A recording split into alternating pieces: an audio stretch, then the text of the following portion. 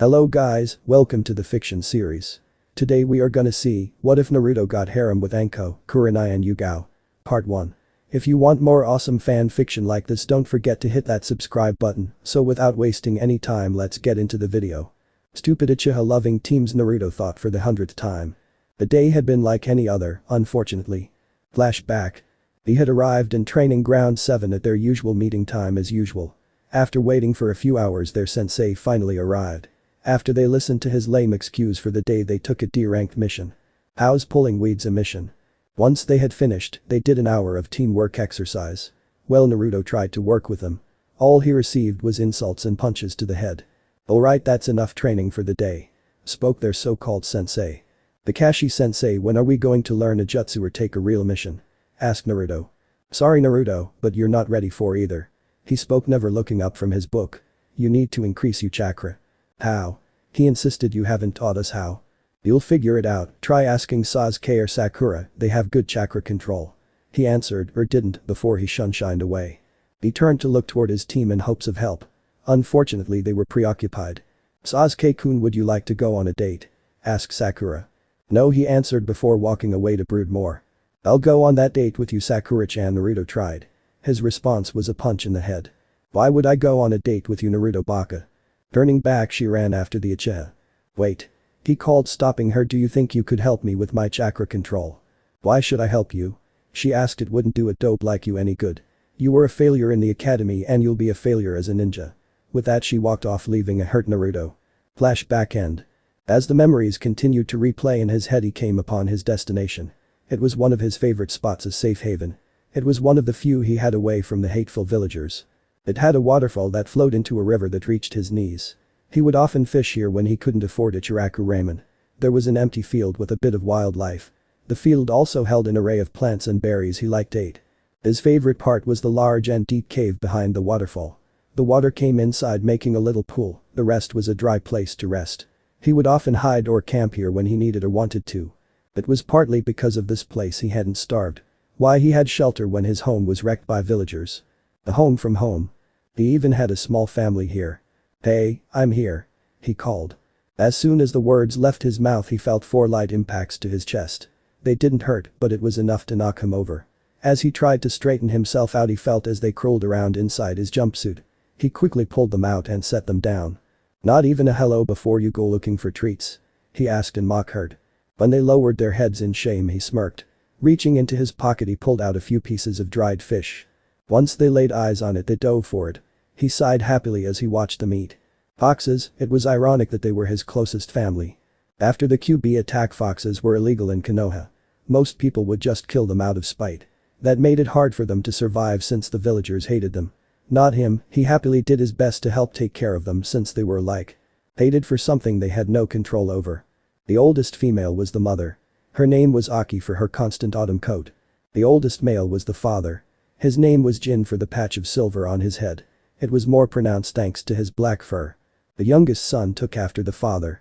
His fur was black with a silver collar. That's how he got the name Ariko. The older sister was an enigma. She didn't take after either parent. Her fur was a constant snow white. He decided to call her Midori thanks to her grass-green eyes. He then undressed as he laid himself into the stream. Bracing his feet into 2 rocks, he closed his eyes and relaxed. This way he wouldn't float off but stayed relaxed. He felt the foxes lay down beside him. He loved the flow of the water on his body. The feel of nature to his senses. The peace of seclusion.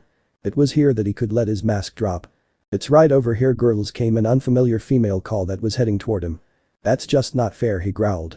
He quickly grabbed his clothes and started putting them on. Once Naruto was dressed, he moved deeper into the cave with the foxes. It was one of the problems with being here. The place was practically boxed off. Once inside, there was only exit.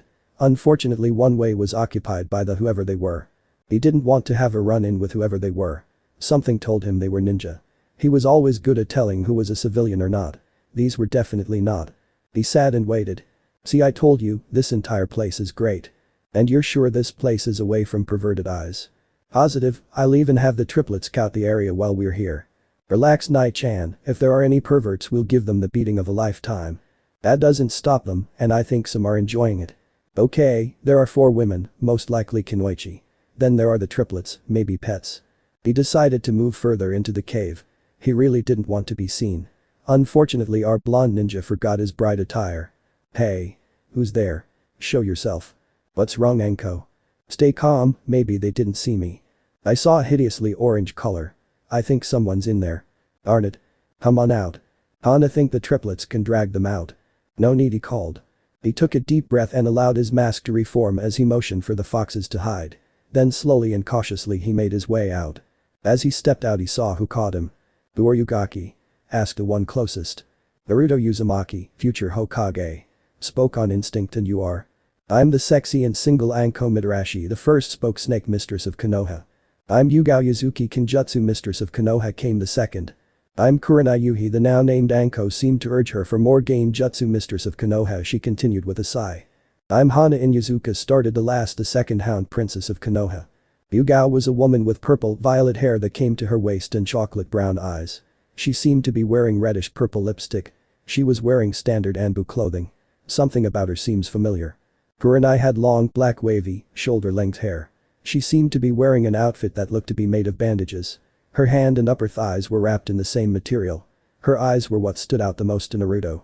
They were an odd but truly beautiful shade of red. She seems familiar as well. Anko had light brown pupilless eyes. Her hair was black with a tint of violet, styled in a short wild ponytail. She was wearing a tan trench coat and a mesh bodysuit under it. Over it was a dark orange miniskirt. Never seen her before. Anna had long brown in a ponytail with two locks hanging in front of her face. Her eyes were an average black. She had a light shade of pink-red lipstick and Inuzuka markings. She was wearing a beige medic uniform. Those markings mean that she's related to Kiba. Their headbands proved what he feared. They were all kunoichi. What are you doing here? Are you spying on us? Asked Yugao. He didn't answer. How about we play with him? Offered Anko. We won't go all out, just teach him a lesson for what he's done. Anko, he's just a genin. Stated Yugao. If he doesn't learn his lesson now he could grow to be worse than Jiraiya. Stated Kurenai. None of them could deny that. Besides, he'll just heal. The truth was she didn't care about that. She just wanted the boy to suffer for what he did. Tell your friends to come out as well. Ordered Hana. What friends? I'm here alone. He lied. My companions here say they smell others, stated Hana. Bring them put or they'll be dragged out. Naruto stood defiantly. Just do it, Hana called. Anko the Gaki is too stubborn to listen. With just a gesture one of the triplets were making their way toward the cave entrance. Not wanting his friends hurt, Naruto stood in front of the approaching canine. He glared at the dog with such intensity that it actually started to whimper. After a few more seconds he ran back behind Hana and his siblings. Anko, seeing the distraction, decided to have a little fun. She threw kunai. Thanks to all of his years of living through the hate of Konoha, Naruto gained an extra sense. It was one that warned him of danger. It was warning him now. Ducking his head he avoided the kunai. As he stood right he felt slender but powerful arms wrap around his neck holding his head still. Struggle as he might he couldn't get free. Hold him tight, Anko, he heard one of the women shout. The triplets will drag whoever's in there out. Wait. He begged, he didn't want his only friends to be hurt because of him. Don't hurt them. Them? Asked Kurenai. Go got them, boys. Ordered Hana. As the triplets closed in on the entrance Anko decided to have a little more fun. Whoever is in there is in for a world of pain. Leaning toward his ear, she whispered, right, Foxy-kun. At hearing the name his blood ran cold. They know about QP. That's why they're here. It was replaced by boiling rage. Using what little chakra control he had he directed it to his arms. With all the power he could muster, he pried Anko's arms open. He broke free. Spinning in a full 180 he kicked Anko in the stomach. The blow didn't harm her, but it was enough to stun her.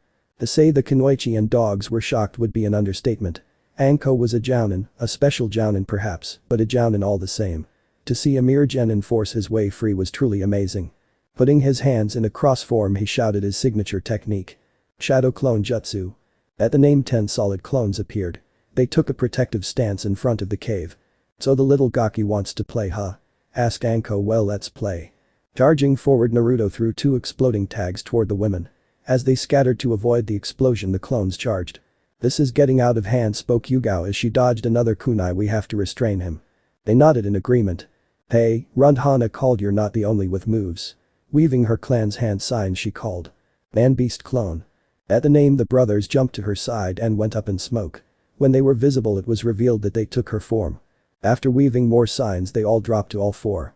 Ninja art beast mimicry. All fours jutsu. They charged forward before jumping into the air.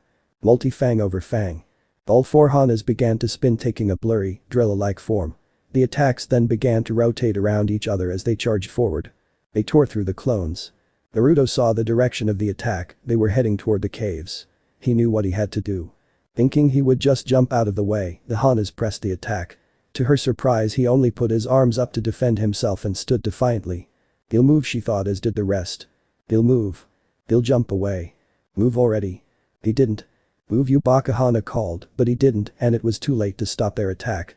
Each Hana hit Naruto full on. They tore through his clothes and his body. He fell to his knees bleeding. Once the attack ended, the real Hana turned to ask why he took the attack. Or at least she tried to. As soon as she turned, she saw a kunai fly past her, a kunai with a tag.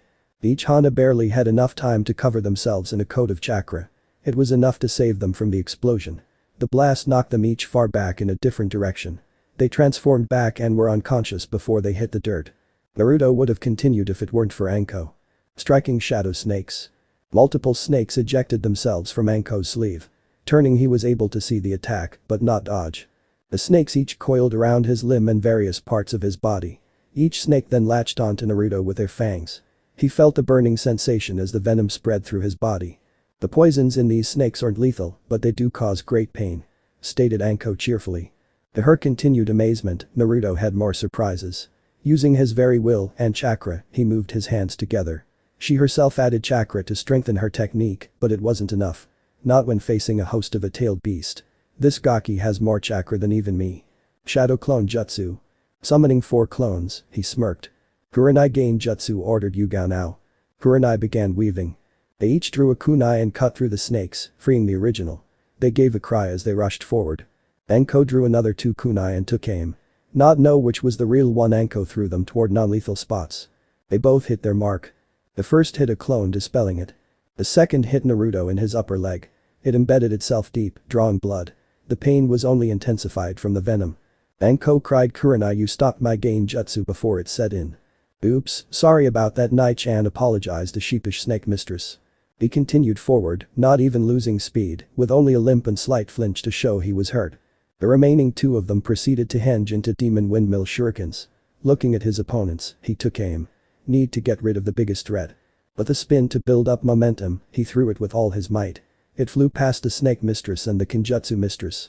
He was aiming for Kurenai. She had to admit, she was impressed. Naruto was holding his own, he even managed to take out Hana and the triplets. Turning her head, she let the giant weapon fly past her. She never noticed it graze her cheek. But it's not enough. The shadow windmill henge flew right past her, lodged itself into a tree. It dispelled itself a second after contact. "Kurenai?" asked a hesitant Yugao, "Are you okay?" In her confusion, she felt a warm moisture drip down her cheek. Bring her hand out, she felt the spot and pulled her hand back. There was a light stinging sensation. She looked at her hand, blood. That henge. It was real. She stated in shock. A real illusion that should be completely impossible. Even some of the greatest Genjutsu users in the world can't make a real illusion. Naruto prepared the second shuriken. As he prepared to throw it, something clamped down and stopped his arm. Painfully. It caused him to drop and dispel his clone. Looking at what stopped him, he saw that one of the triplets had latched its fangs around his arm. He felt a second latch onto his one of legs. The final blow came from Hana herself. She tackled Naruto from behind, pinning him under her legs. She held a kunai to his throat, forcing him to be still. "I've had enough of this," she snarled, "we'll find out who you're hiding." As soon as the words left her mouth, the final brother stepped forward, out of the cave. What Naruto saw in the dog's mouth horrified him. It made his blood go cold in his very veins. It was the foxes. The dog was dragging their bodies out by their tails. "No, no," he pleaded. "This can't be happening, not them. No Aki, Jin, Ariko, Midori." When they didn't respond, his fear was taken, in its place he was given hatred. It was raw and uncontrolled hatred. It was so much that he even started to pull on chakra from the QB. This isn't good, the Kunoichi thought as one. They didn't know what to do as they watched the red chakra become visible. All they wanted to do was punish a pervert. Now things were truly out of hand. He knocked Hana and the 2 triplets off just by simply standing. There were burn marks on them as well from QB's corrosive chakra. He dashed toward the family of foxes. When the remaining triplet saw the approaching Naruto, it dropped the foxes and fled. As he knelt down to them, he calmed himself down.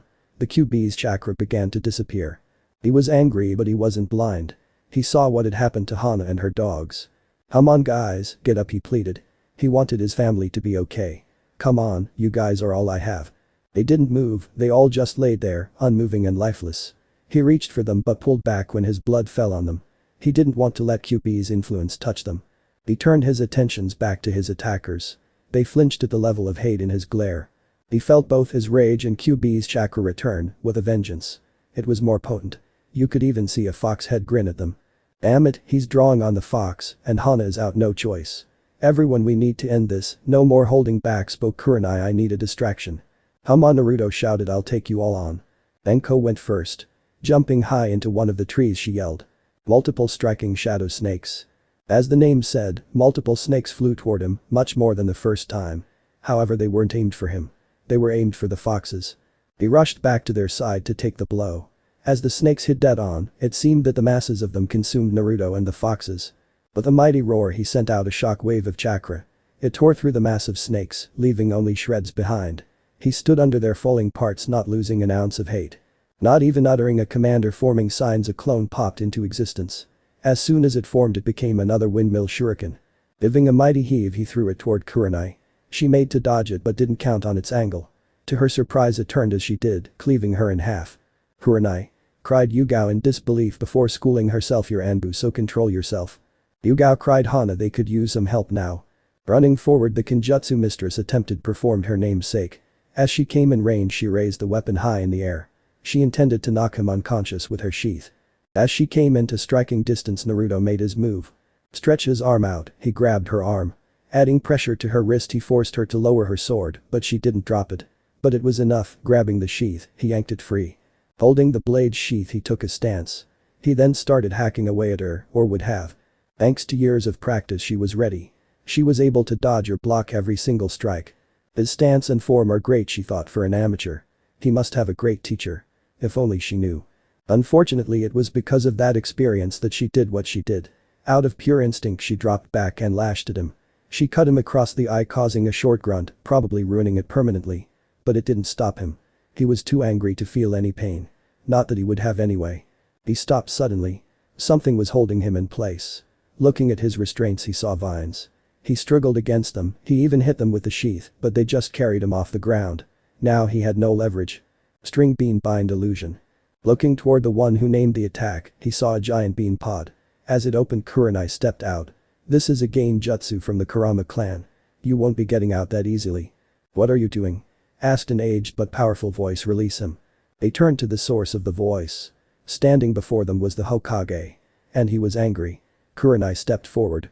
"Hokage-sama, she was cut off." "That was an order," he stated. She did as she was told. As soon as he was free, he charged Kurenai. With a powerful jab, he struck her in the stomach with the sheath. He continued charging, painfully pushing Kurenai along the dirt. Humming to a sudden stop, he drew the sheath back. Kurenai dropped to her knees, gasping in pain. Raising the sheath, he brought it down across her face. She was out cold as she hit the ground. He prepared another strike when he felt the familiar sensation of fangs biting into him. "We're done here, Gaki," stated Anko. Dropping the sheath, he grabbed two of the snake. With a might heave, he pulled Anko free from the tree, but he didn't stop there. He kept pulling, and with a spin he aimed her. She crashed face first into the downed Hana. Turning, he looked toward Yugao. "And then there was one," he stated coldly. "That won't be necessary, Naruto-kun." Turning to the voice, he saw a rush of red and white. Five-pronged seal. He felt an intense pain in his stomach where he had been struck. As the chakra faded, so did his consciousness. After removing the seal from Naruto, they stood outside of the hospital room. Inside was Naruto resting after the ordeal. The doctors had checked him over, they say he'll be up in the morning. He doesn't need this. He had allowed his surrogate grandchild a secret. Hiruzen was always aware of Naruto's comfort spot. It had kept him sustained, so he saw no reason he couldn't have it. It was out of the way, so Naruto had all the peace he could want or need. Until now, it was a good thing he made regular checkups on him. Of all the irresponsible and stupid Hinata, the four Kunoichi stared at their village leader. They felt an immeasurable amount of shame from their action. "Do any of you have anything to say?" he asked. They each flinched at his cold tone. They were used to their kind and soft-spoken leader's warm tone. Not this cold tone that could cut even steel. "I have never felt this disappointed in you three," he stated, "you two especially." He pointed to Anko and Yugao. "What do you?" asked Hana, but was stopped by his glare. "Yugao, you used to protect him as his personal ambu guard when he was a child, the only one that would." He whispered the last part. "Why?" It was true. All of the other Anbu would sit back and let the civilian and ninja beat on Naruto. On many occasions they would often join in. She was the only one that would save him, both on and off duty. "I am sorry Hokage-sama," was all she could say. "You will turn in your mask, you are on suspended," he stated. "You will return to regular duty as a jounin." "I understand," she stated. "Anko, you know his pain." It was all he said, causing her to reach for her neck. It was all he needed to say. Anko wasn't very well liked in the village thanks to her sensei. She was used by him, blamed for all of his crimes. She even had a burden that she never wanted. Now here was one of the few people that accepted her, now utterly ashamed of her. She couldn't feel lower.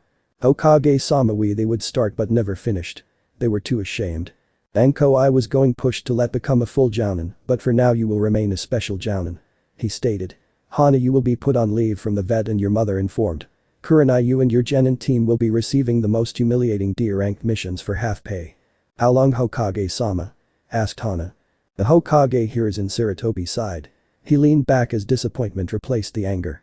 The years became visible on the powerful leader. "Until Naruto forgives all four of you," he answered, not a moment sooner. "Understood, Hokage-sama," they stated in unison. "Be in my office first thing in the morning." With nothing left to say, he left via Shunshin. They all walked home to wait for him to regain consciousness. They needed to find a good way to apologize. They planned and worked the remainder of the day away. The next day, Hiruzen made his way toward the hospital only to find Naruto asleep. He waited but not long. When he awoke, he only asked, "Am I in heaven or hell?" "Neither, you're alive," Hiruzen answered. "How do you feel?" "Okay. Good, come with me." He grabbed Naruto Sunshine to his office.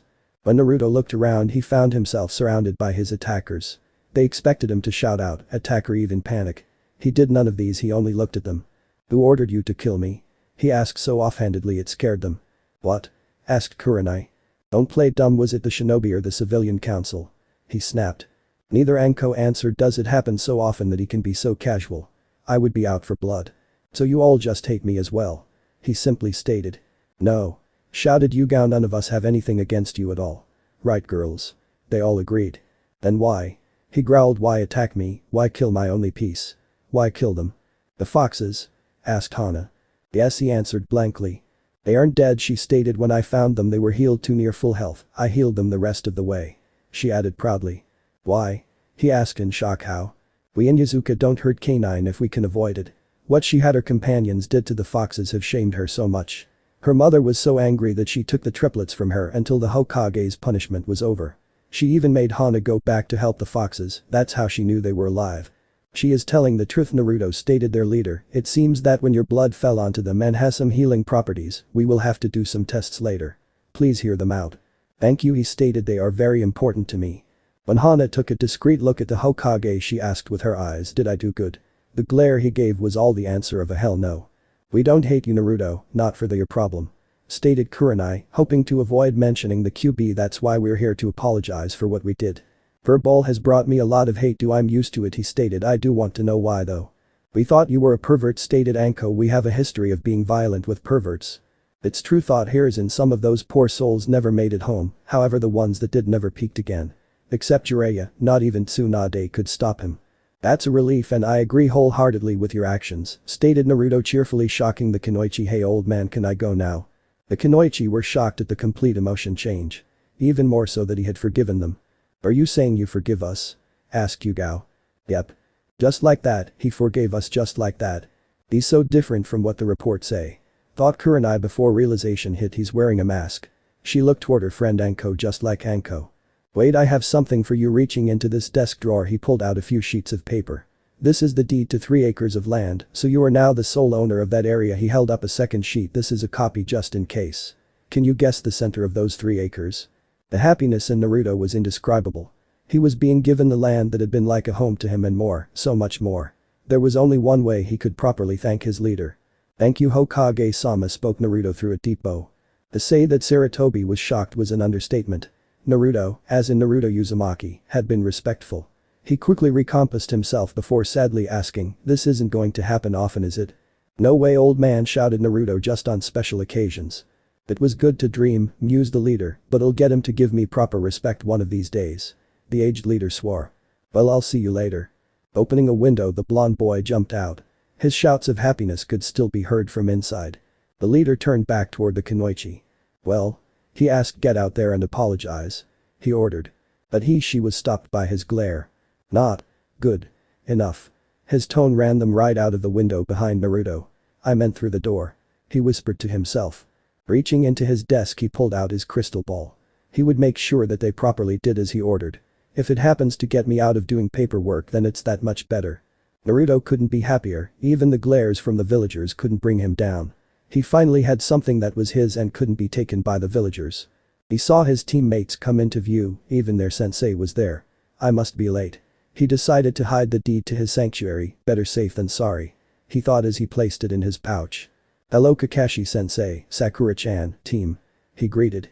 Baka, you're late, she screeched as she punched Naruto in the head, and don't talk about Sasuke-kun like that. That is starting to get annoying. He thought.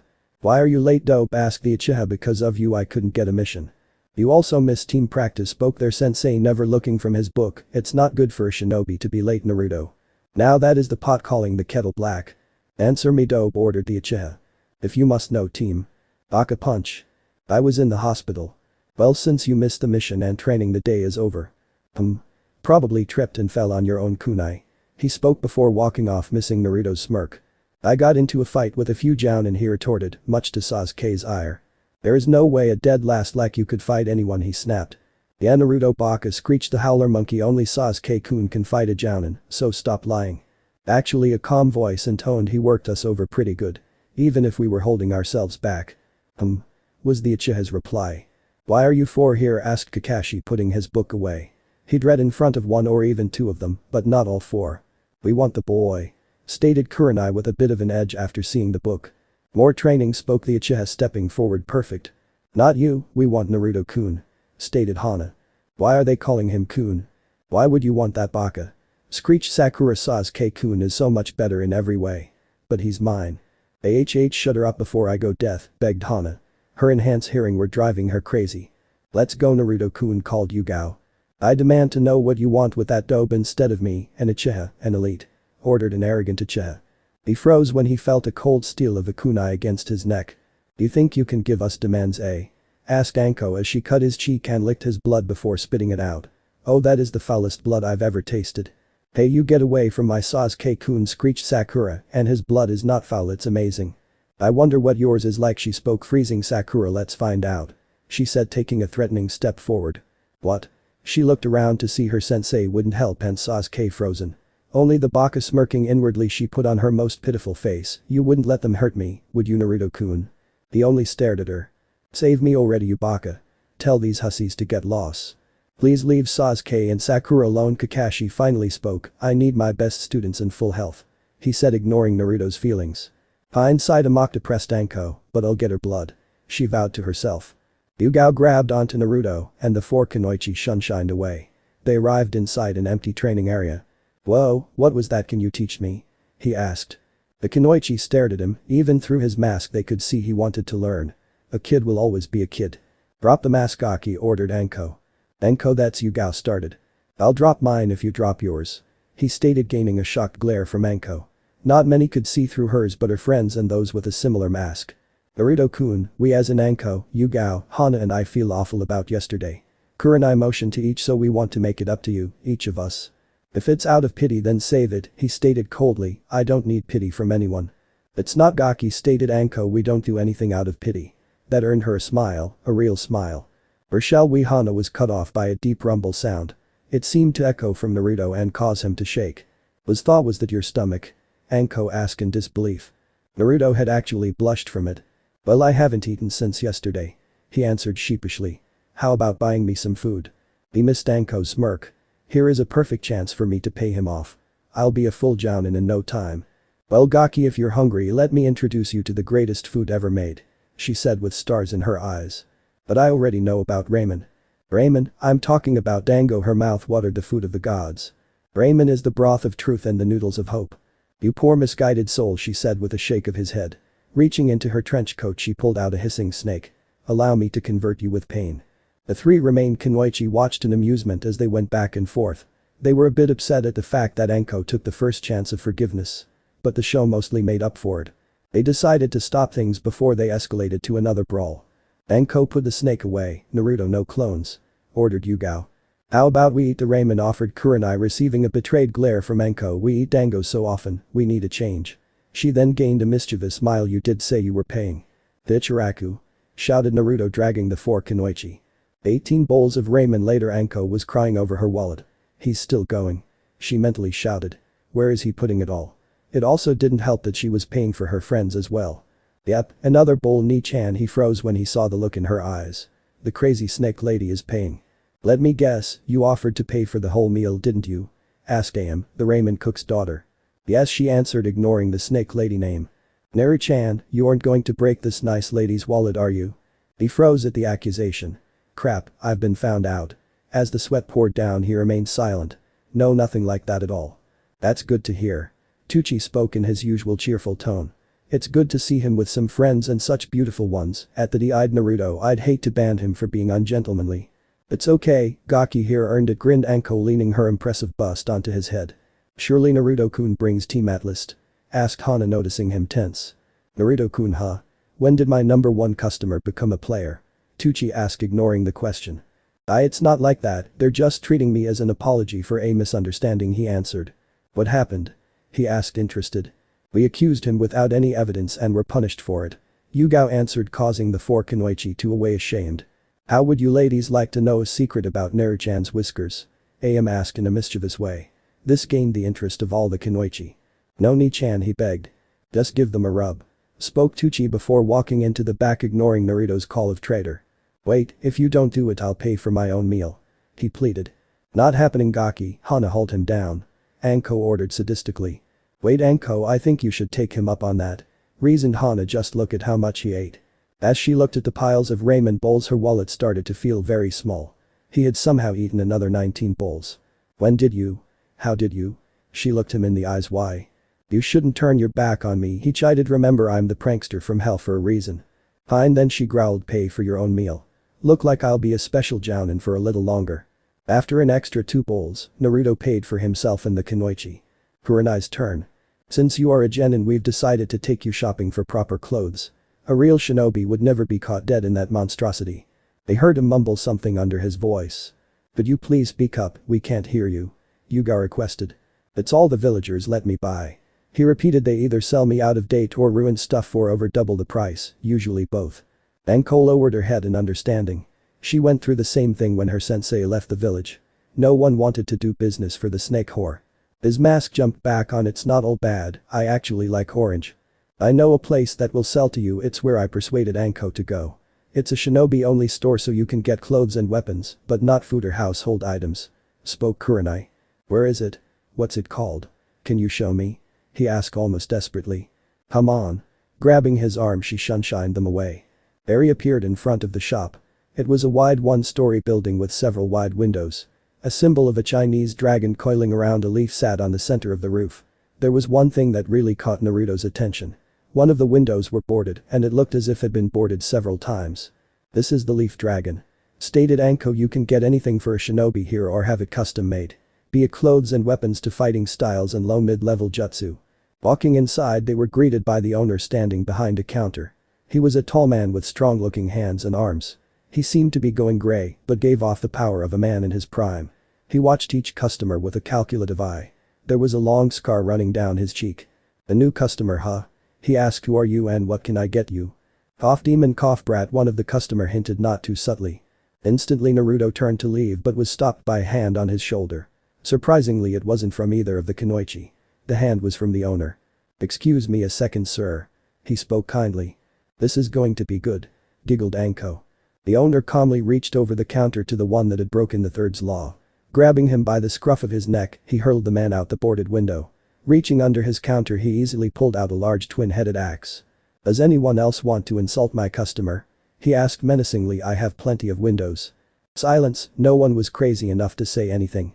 A few people did leave quietly. They'll be back, they always come back. He ran one of the best shinobi stores in the village.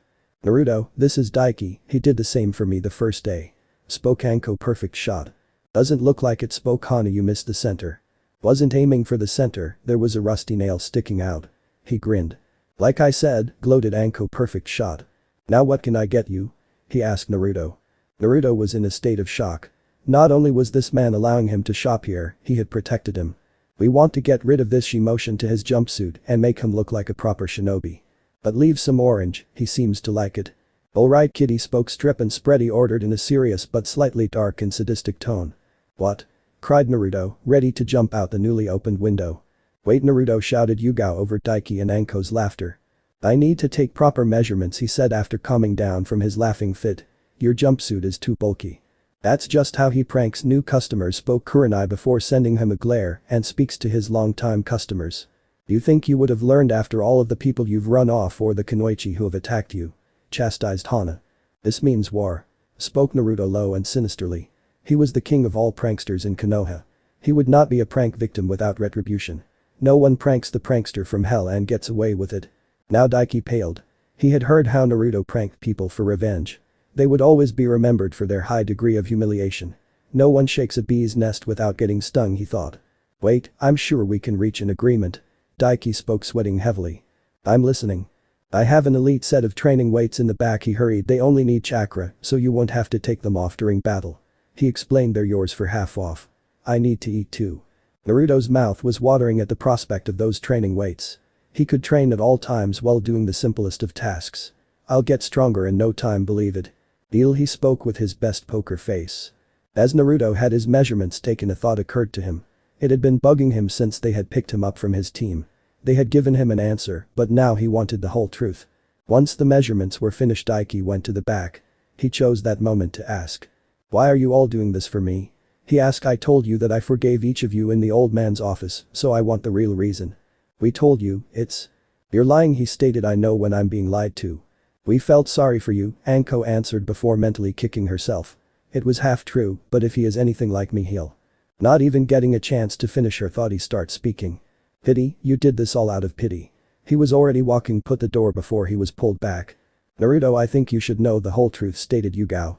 They told him everything. How the third Hokage ordered an apology. How he demoted them until was fulfilled. Everything. I see, he stated calmly. I'll tell him I forgive you and you can go back to your lives. You won't have to bother with me again, he whispered the last part sadly. No. Stated Anko. What?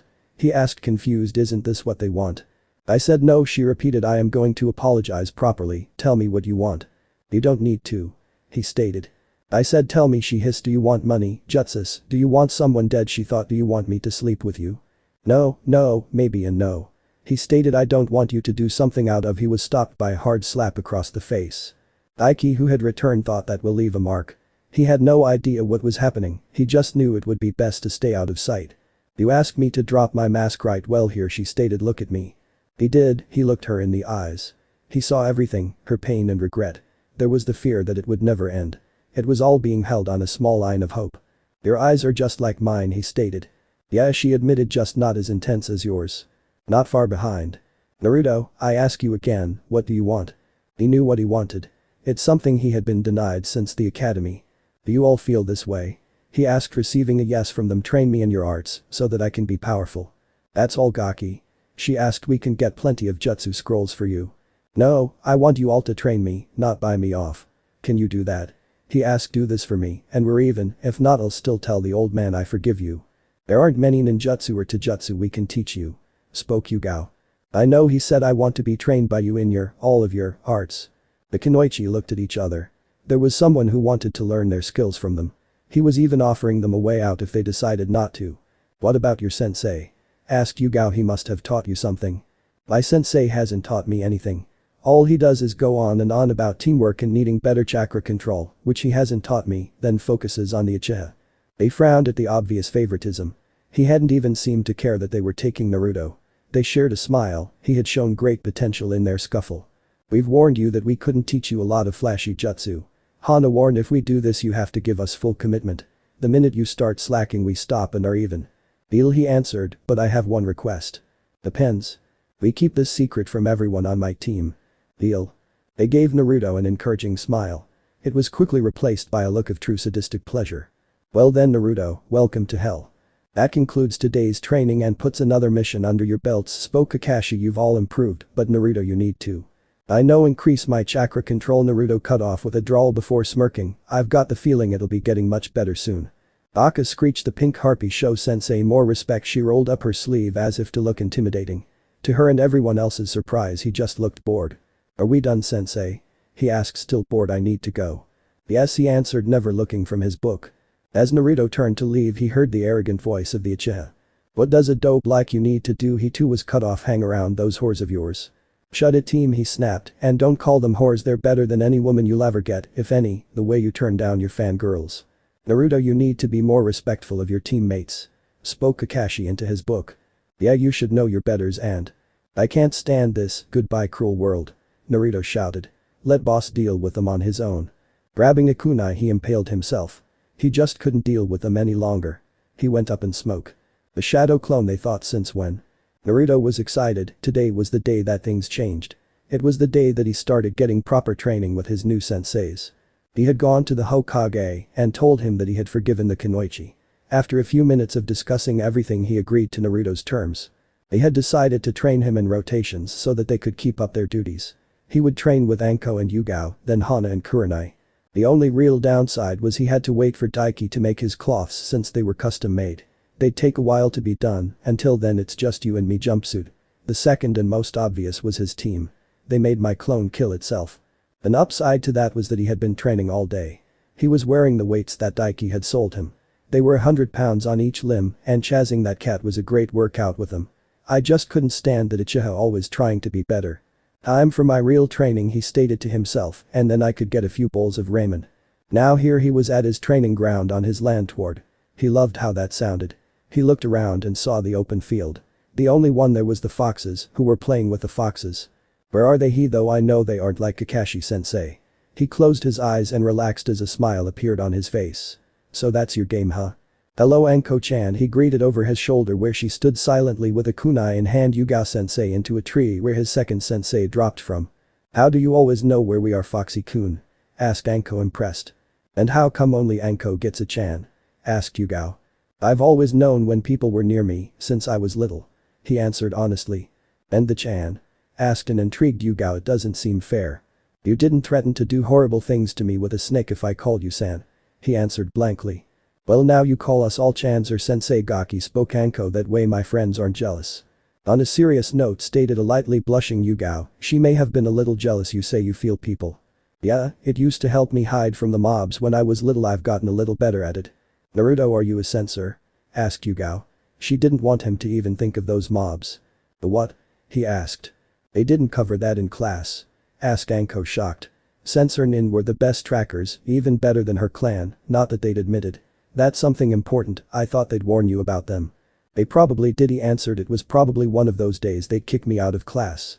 How much have they neglected this kid? Were their collective thoughts, they needed to do their best to make it up to him. Naruto, I want you to do me a favor, spoke Anko. I want you to focus and tell me where the foxes are. Looking around, he saw that they were indeed gone. Relaxing his body, he felt as far as he could. Raising his hand, he pointed in their direction. 10 meters that way, he answered correctly. Now they are moving toward us. They'll be here in 6, 5, 4, 3, 2, 1. Just as he predicted, they came busting through the woods. The Kunoichi gave a smile of understanding.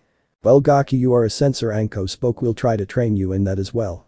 Truth be told, she didn't know what she was going to train him in. Impress us and we'll teach you a jutsu. Naruto, please make as many clones as you can. He did so without question. Soon the field was full of hundreds of Narutos. That is a lot. I can make more if you want, he offered. He was proud of his clone skills. No, first thing we need to work on is your chakra control, stated Yugao. First thing we'll do is tree climbing. Focus your chakra to a certain point and maintain it as you take a step. I've come up with a way you can work on that, your reflexes, and entertain me. Stated Anko sadistically. I don't like that entertain part, he stated fearfully. Where's this going, Anko-chan, and why do you have that smile? Why do you have that kunai? Odd, she shouted at the top of her lungs. Throwing the kunai directly at him, she frowned. She threw it slow enough for him to dodge, but fast enough for him not to know she did. I have a reputation. However, all he did was let it hit him in the arm. If it had been the real one, he'd have a horrible gash. That's what she was talking, Naruto stated. Kurenai, clone or not, you just took a kunai to the arm. I have a high pain tolerance. He stated. Naruto-kun, spoke a sad Yugao. We know about the villager. No need to hide anything, not from us. The villager would often gang up and beat Naruto until he was physically broken, but never emotionally. His birthdays were the worst of them. Instead of beating, they would actually torture him. It had happened so frequently that only the birthdays were the ones that truly hurt. They stopped when he started his ninja training, but the damage was done. That is why we to kill two birds with one stone, spoke Yugao. Using your clones you can work on chakra control. What do my clones have to do with this? He asked, and what will I be doing? The Kunoichi frowned at this. What has Kakashi been teaching him? They knew he was neglecting Naruto's training, but this was ridiculous. Your clone's knowledge will pass on to you, explained Yugao. You can train faster in anything but not strength, speed or reflex. It was how most Anbu trained. That was with 2, 3 or 4 clones. Naruto had much more. If a clone is destroyed you won't be able to get stronger. Now. Dodge. This time the clones dodged. Good, now I can begin having fun. Dodge. She is enjoying this a bit too much for my taste, he thought. They decided to train in another part of the field. It was difficult for Naruto to focus with Anko trying to kill him. Especially since she liked to aim for what made him a man. Every single time. It was a sad day to be a clone. They will do that while we work on a few beginner Kenjutsu katas. Spoke Yugao. Naruto, focus. I'm going to teach you the first katas to this style, she ordered. Pick up that katana and hold it like so. She held a ready stance but saw he was strained. Are you okay? She wanted him to get used to the type of weapon he'd be using and the dangers of self-harm from it. Unfortunately for Naruto, she wouldn't let him have a real one until he needed. Can I take off these weights? He asked. The strain is getting to me. He has been wearing them all day, she contemplated. No, she said after a minute of thinking, it's best you keep them on to build more speed and force in your blows. She reasoned. She had been expecting him to protest or even groan. She was proud to see him only set himself for practice. What determination. Okay sensei, he answered. You can drop the weight a bit if it gets to be too much, she offered. If you master these series I'll teach you a Kenjutsu technique. With the promise of a jutsu he was given new energy. She trained Naruto in a series of katas. He even made a few clone to watch himself to see his errors. There was a lot, but Yugao proudly stated that most came from his exhaustion mixed with weights. As the sun began to set, Naruto ended his chakra control in Kenjutsu practice. Even though he hadn't mastered the series of katas, he made progress. He did however master the tree walking. You did good, just need to dispel the clones. Anko spoke. Hey clones. She called. As they turned to the source of the voice they blushed. They were greeted with the sight of Anko's bare chest. It took them a full 3 seconds to register it as they flew back in a massive nosebleed before dispelling. Unfortunately, the strain of hundreds of clones dispelling at once was too much. It caused him to pass out on the spot. He did however have a goofy smile and trail of blood flowing down his nose. Anko, that was too much, scolded Yugao. Are you trying to turn him into a pervert? Hey, with that much stamina I wouldn't mind. She answered truthfully, gaining a blush from her fellow Kunoichi. Well, let's get him home, stated Yugao. He'll love the surprise he'll find when he wakes up. Well, maybe my gift, Anko. When Naruto awoke he found he was in his apartment. He had an extra hour until team meeting began, then an extra 2 before Kakashi arrived. Deciding to get out of bed he found slight difficulty. I must have trained harder than I thought. As he grabbed for the ramen in his cabinet he felt something off. Where is all of my ramen? He found a note and 2 scrolls. Dear Gaki. Stop eating ramen. It's why you're so short. Here's some dango sealed in the first scroll, just add chakra. You had better eat and love it. Also don't even try that ramen stand. I paid them off not to sell to you for the week. P.S. you earned the second. P.P.S. I doubled your weights. P.P.P.S. dodge. As soon as he read that last line he tossed the scroll. No sooner than he did a kunai flew out of it. It lodged itself into his wall. Sealing a kunai. I think she's trying to kill me. Wait. She doubled my weights. Reaching inside of the second scroll he unraveled it. It was a jutsu and a small book. Sensor Nin and its mechanics. We found you a book on sensors at Daiki's shop. Shunshin. High-speed movement allows ninja to move short distance at near instantaneous speed. Enjoy. Forgetting all about his hunger he headed toward his training ground. He wanted to impress his real senseis. Baka, why are you late? Cried a harpy, and what's with that smile? He wouldn't let them ruin his day. He would do his best to get through the day as fast as possible. I'm not late, Sakura, I beat Kakashi-sensei, he answered. Both were in shock. Not only had he said something logical, he hadn't called her Sakura-chan like normally would. Deciding not to get involved with them he chose to sit away from them. I have an hour until he arrives, it's a good time to work on being a censor. After 20 minutes of reading he closed his eyes and allowed himself to relax. He skipped through straight to the how-to. As he focused everything seemed to become more vivid than with his eyes open. He could feel every from his teammates to the insect crawling near him. He tried to extend it, the further away he went the less vivid it became. It seems my range isn't far, but it's focused. After messing around with his abilities he decided to read more and eat some of the dango Anko packed for him. She'd make me suffer if it went to waste. As the smell of fresh dango spread across the field he felt his hunger kick in. At the first bite he thought, not ramen but a close second. He sat back in peace enjoying the book and food. "Hey Baka, give me one of those," howled a certain pink-haired monkey. And just like that my piece is gone. No, he answered, he wasn't giving up anything given to him by one of his senseis. Not to any of them. What? She asked.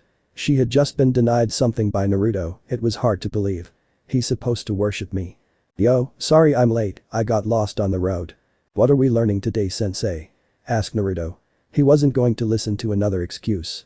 "I can't teach you much until you increase your chakra control." Turning to his other student Sasuke, "I have a new technique for you. Sakura. I want to watch Sasuke-kun train," she stated. "If you don't train Sakura you'll be weak," stated Naruto. "Who asked you?" She screeched. "I'll have Sasuke to save me, and then we'll get married and..." He just tuned her out. "Can I be dismissed?" he asked. Not even waiting for an answer he walked off, he doubted any of them heard him. He wanted to get some real training done. "Hello Hana-sensei," he said from his book. "You can stop hiding, Kurenai-sensei, I knew you were there the minute you came into the field. Anko and Yugao warned us about that," stated Kurenai coming into view from her Genjutsu. "They never said it was so creepy," continued Hana as she walked into the field. "If you want I can stop it," he offered. "No need," Kurenai stated. "Now tell me, what Genjutsu you know?" "Henge," he answered. "And? That's it?" He finished. "Sensei, can a person use Genjutsu without hand seal?" "Yes, but you still need a medium, like your eyes are sound, and better control, and yours is." Kurenai looked for the kindest way to phrase it. "Could you teach me?" he asked to spare her, at least she cares enough to spare my feelings. "I can only do a few myself, but maybe later." They then began the lesson. As it turned out, Hana had decided to teach Naruto's clones how to make storage seals. Kurenai did her best to teach Naruto some Genjutsu. Naruto was in a bad mood. It had been 2 weeks, and he couldn't learn his sensei's simplest Genjutsu. His Kenjutsu was going well. He didn't blame her, far from it. Kurenai had spent hours trying to teach him and find the reason why he was having trouble. She had even given him low-level scrolls to practice. He blamed himself and the reason he couldn't learn. The fox. Since one needed balanced chakra to do Genjutsu, he couldn't learn. His and the fox's chakra were always fighting. The only reason he could do henge was because control wasn't needed. His thoughts were focused on that so long he never noticed himself falling asleep. Mindscape. "So, my jailer finally decides to show up," stated a deep gruff voice. "What do you want?" "I want answers," he shouted, shocking the giant fox. "Why are you ruining my control?" There was no fear in his question. There was plenty of anger in it, but no fear. That only enraged the fox. Rearing back, the fox let out a roar. It was enough to shake a village and knock people over. Naruto just stood and glared. "Come closer," the fox ordered. Seeing no reason to fear the fox, he did so without hesitation. That enraged the fox as well. With the speed of a demon, the fox stabbed the giant claws at Naruto. They never made it to him thanks to the bars stopping them, just inches from his face. Naruto hadn't so much as flinched at them. "Damn you, boy!" came another roar. "Fear me. I am the very stuff nightmares are made of." "Why should I?" the blonde asked. "Just give me control of myself." "And why should I?" enraged Cole. "You've always preached about hard work, so go with that. Why must you ruin everything in my life?" His screamed. "Well, no, this fox," he spat. "I don't fear you, and I want control so I can continue my training." "Ah yes, your training," he commented in a tone Naruto didn't like. "How very fox-like of you." "What do you mean by that?" Naruto asked. He was hating where this was going. Now, Genjutsu is fox domain," he stated. "A sword for claws, and you're already a trickster." "Those are so I can get stronger," he stated, "and they're happy to train me." "How would you like even more help?" the demon asked. "Help in both of training and more." "What are you getting at, fox?" Naruto wasn't as dumb as he let on, he wouldn't be tricked so easily. "Just a deal between a host and his burden," QB commented. "It could be beneficial for the both of us." "I'm listening," he stated. "The deal is simple, I give you the means to take your skills to a whole new level," the fox offered for a price. "How would you do that?" His answer was simple. The bloodline. Seeing that he had the boy's attention, the fox continued, "And give you a few needed modifications." "What do you want?" It was worth listening to. "3 things," the fox stated. "The first, since you won't give me my freedom, I want access to your senses. The second, I want you to spread fear in my name." He roared before smiling cruelly. "And finally, a little piece of your mind becoming mine." "What?" "I could agree to the senses, but why would I spread fear in your name?" he asked. It would give the villagers even more reason to hate me." It's not like they could hate you more than they do, the fox stated, and I doubt they'll even try to like you. Why do you want fear? It had been bugging him for a while. That goes back before I was even the QB, he spoke in a memory, days back when I was just an average, larger than normal, but average fox. If you weren't born a demon, how did you become one? He interrupted. The fear, from the very beginning it was the fear that gave me my power. The bloody kitsune they called me. My reign of terror was legendary, dozens of villagers would fall to my claws at a time until I was slain. It was then I became something worse, the stuff nightmares are made of, I became a demon. Since I was so feared, the fear brought me back as a demon, and the fun really began. Then why do you need me? He asked, can't you keep escaping death? Because of your fourth Hokage. The beast roared, after I was sealed people thought I was dead and they lost fear. He continued, being dead isn't a problem but being forgotten, now that's a bitch. I can't come back if nobody fears me, I can't come back if nobody's afraid. That's why you need me. The blonde stated, without fear you're nothing. Yes, I need you, that had to hurt, you've got the body, I've got the brain. Why do you mean some of my mind? Do you honestly believe you can be cruel enough? It seemed to be an honest question. Do you think you could get the amount of fear I need? The bloodline, what would it do? He asked, ignoring the question. The bloodline is called the Fox Glare, it has two abilities. The first, you can learn and use any Genjutsu you know. The second is trapping a person inside a Genjutsu domain controlled by you just by eye contact. Explain the demon, through it you can either hold or break, a long-lasting side effect. What is the drawback? He wasn't stupid, there was always a risk. You need to see the opponent or the Genjutsu will run wild. QB stated, if you use Genjutsu anyone around will be affected the same, such as pain by fire or drowning, unless you're focused. The fox wasn't finished, anyone better at Genjutsu or smarter or have a stronger will can defeat you at your own game. Taking a moment to think, it also can't be turned off or hidden through Genjutsu, so good luck hiding it. Anything else? You can detect Genjutsu, but not break or copy it, the fox added, those are your own skills. And the modifications would I receive? Enhanced everything with slight fox features, your blood will be a great cure for all ailments, taking another minute to think. I will also train you in a few techniques, so your body, sensing skill, will be taken to new levels. What's the catch to those? Increased levels of bloodlust and cruelty. Deal. QB wanted to chuckle but wasn't foolish. The fox knew that so much as smiling could ruin the deal. Tear off a tenth of the seal, the fox ordered, and prepare for pain. Doing so, Naruto experienced something he hadn't felt since his childhood. Pain. He felt pain coursing through every part of him. It seemed to be focused behind his eyes and in the center of his head. The fox's constant laughing wasn't helping. Damn fox, he got out before the darkness claimed him. Real world. Jumping up, Naruto was sure he wasn't getting back to bed. Damn fox, well, I have an hour until team meeting. Getting out of bed, Naruto noticed that he felt as light as a feather. Guess I'll be increasing my weights again. He also noticed that he was at least a foot higher off the ground than usual. The changes. Walking toward his mirror, he eyed his reflection. His one sun-kissed blonde hair now carried traces of red highlights. His teeth were now razor sharp, fang-like. His blue eyes were the same, but his pupil were now had slits. He couldn't help but give himself a few once-overs. I'll need some new Daiki told me he would be finished today. He tried dressing in his now too small clothes. When that didn't work, he decided to change into his regular self. Since mine is real, they'll never notice. Reassured, he dressed and left. Leaf Dragon. Hey, Naruto greeted Daiki, the usually I wasn't expecting you until much later in the day. What are you doing here? Asked Naruto. Don't you have any employees to cover the night shift?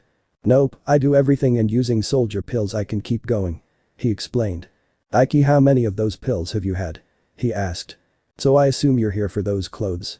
He asked, ignoring the question. Yes, Naruto answered worriedly. Smiling sheepishly, Daiki grabbed one of his clothes. They were the standard black Anbu pants, a new pair of black steel-toed combat boots. A crimson-red trench coat similar to Anko's with black flames licking the bottom and end of sleeves. In the center of the coat was a kanji. The kanji said Kitsune, which stood for fox. The cloths even came with great features. Add chakra and they'll grow to any size, dry themselves and even keep the wearer warm. Great for extra chakra control.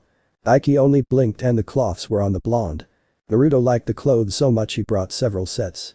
Usually this would be out of his price range, but Daiki worked him a deal. If he purchased all of his ninja items from the Leaf Dragon, then everything was half off. Naruto, why do you have a henge on? Daiki asked, losing all humor. Deciding the gig was up, he dropped the disguise.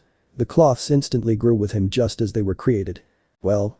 The semi-blonde asked nervously. How do I look? Can't have the only useful shop hate me. Daiki stared at the now red highlighted blonde in front of him. His gaze was even and calculative. It made Naruto a bit uneasy as he stood there. You need something for the eyes, he spoke, to cover up their extra features. Have anything that can completely cut off my sight? He asked, relieved. I'm training in being a censor. Sure. Pulling a crimson cloth from somewhere, he handed it to Naruto. It's from the same material as your suit, created it just for you. Written on it was a kanji meaning mirage. As he tied the on cloth, he decided to explore until his sensei arrived. Maybe I'll go to an empty training ground. He continued around until he entered into a training ground. The area was littered with weapons, and the posts were horribly beaten. He felt a powerful chakra signature and 2 weaker ones. It is most unyouthful to spy on my team, came a voice from behind. Naruto acted on pure instinct. Turning, he threw a kick toward the source of the voice. It never connected because his leg was caught. The grip on his leg was like iron. That too is most unyouthful. The source of the voice was a kid wearing green spandex with orange leg warmers. He had an awful bowl cut, and good lord. Are those his eyebrows? They look like caterpillars. How did you get behind me? Naruto asked with how come I couldn't sense your chakra. He felt out for it. I still can't feel it. He was even tempted to take the cloth off his eyes to see if he was there. Even if it were civilian level, I should feel it. Lee, what is going on? Asked an older looking version of the now dubbed Lee. Have you brought another to the ways of youth? Not yet, guy sensei, he yelled, but if I cannot convert as many as you to the ways of youth, then I shall do 500 laps around the village backwards on my hands. Lee, my student, the older version yelled, your flames of youth glow brighter every day. I sense. Lee. I sense. Lee. I sensei. Naruto didn't know what he was seeing. He didn't want to know. The two lookalikes were starting to hug, with his legs still in the middle. As they did, a horrible sunset began to form behind them. Why can't I dispel that thing? He didn't know how, but he had to get free. He saw only one option. Drawing a kunai, he prepared to saw through his own leg. Lee, guy sensei, came a feminine cry. You're about to make another person sever their limbs for freedom. They finally released his leg. Turning to his savior, he began to thank her. He never got the chance as he was stopped by a cold, arrogant voice. Who are you? He asked. Naruto Uzumaki. And you? I am Mirage Yugao. He gives off the same vibes as the Uchiha. This is my teammate Tenten. Thank you Tenten for saving me, he spoke, but they seem to be finishing, so I need to run. Wait, she called, this is a private area. What were you doing here? I just wanted a spot to train. He answered.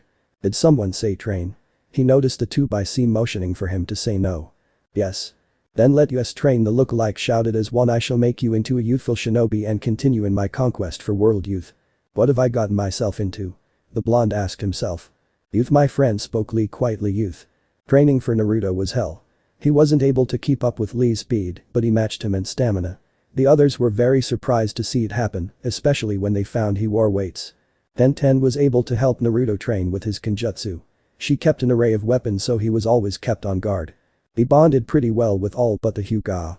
Naruto couldn't stand his arrogance. Putting on a henge and his blindfold, he headed toward his team meeting.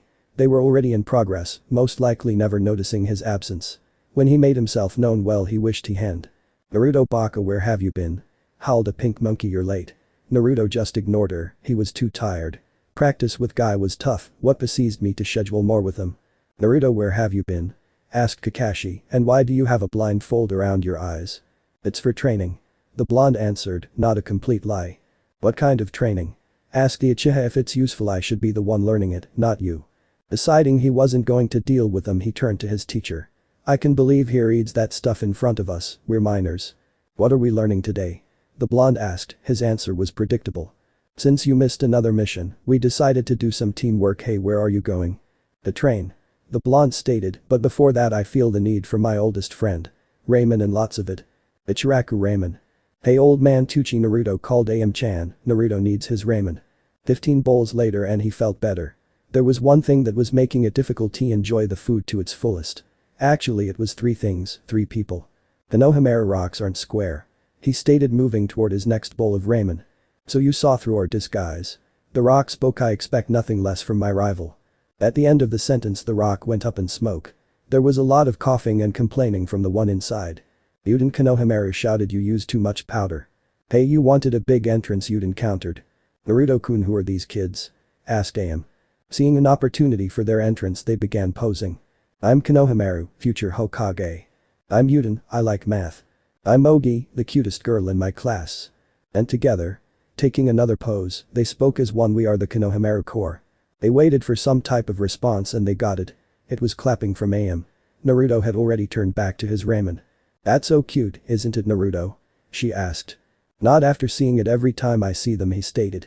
"Boss, can you teach us something please?" asked Konohamaru. "Please. Sorry, but I have my own training," he stated. "I see, Mogi, bring out the big guns," Konohamaru ordered. On command, Mogi was in front of Naruto, giving him the puppy eyes. He tried to resist, but they pulled him to look. They commanded him to obey. "I'm wearing a blindfold. How am I affected?" "Fine, I'm sure those puppy eyes are some kind of jutsu. I guess I'll teach them what I learned." "What will we learn?"